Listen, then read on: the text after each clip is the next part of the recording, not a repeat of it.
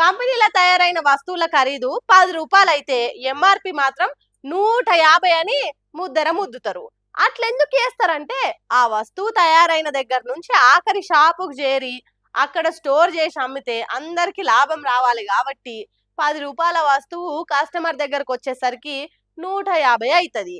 అంటే ఏందన్నట్టు ఆ 150లనే storage charge, transport charge, cooling charge, కూలోల ఛార్జు ఇట్లా అన్ని ఛార్జీలు ఉంటాయి అన్నట్టు. అందుకే ఎంఆర్పి కంటే ఎక్కువకు ఎవ్వలా అమ్మొద్దు అన్నట్టు.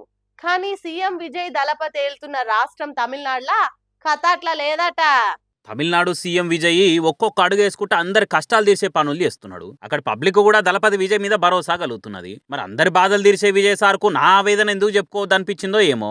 సెల్ ఫోన్ ఆన్ చేసి వీడియో తీసి ఆయన కష్టం మొత్తం చెప్పుకున్నాడు. ఇట్లా தளபதி விஜய் சார் இதோட விலை வந்து 160 ரூபாய். இவர் என்கிட்ட எவ்வளவு வாங்கிக்கிறாருன்னா இரு தலை வீடியோ எடுக்கிற எவ்வளவு வாங்கிக்கிறாருன்னா 150 ரூபாய் வாங்கிக்கிறாரு. 10 ரூபாய் எக்ஸ்ட்ரா வாங்கிக்கிறாரு. கேட்டா கூலிங்ன்றாரு. கூலிங்கே இல்ல. இங்க பாருங்க. తమ్ముడు తమిళ భాషలో చెప్పిన ముచ్చట ఏందంటే 160 రూపాయల మే బీరు నాకు 170 రూపాయలని చేతిలో పెట్టిర్రు. దీని మీద 160 రూపాయలనే ఉన్నది కదా అని అంటే కూలింగ్ ఛార్జ్ అని చెప్పిండు. ఈ బీర్కు చక్కగా కూలింగే లేదు, అయినా కూలింగ్ కు ఛార్జ్ చేసుడు ఏందని అడుగుతున్నాడు. బార్ షాప్ అయినా సీఎం విజయ్ పేరు చెప్పంగా ఏదో సర్దుకునే మాటలు మాట్లాడిండు. అయినా తమిళనాడు తమ్ముడు వెనకకు తగ్గలేదు. ఈ వీడియోను సీఎం విజయ్ సార్కే ట్యాగ్ చేసి సోషల్ మీడియాలో పోస్ట్ చేసిండు. ఇట్లయితే బీర్ తాగేటోళ్ళు ఏం కావాలి? ఒక్కొక్క బీర్ మీద 10 రూపాయలు పెంచి మా జేబులకు సిల్లులు పెడితే ఎట్లా?